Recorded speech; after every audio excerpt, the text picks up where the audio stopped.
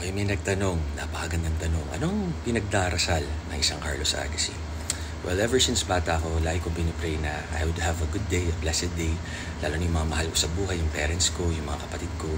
Ngayon naman, si Sarina, yun ang pinagdadasal ko na maiwas kami sa mga disgrasya at magamit niya kami para maging magandang ehemplo at makatulong sa ibang tao. Yun lang, good health.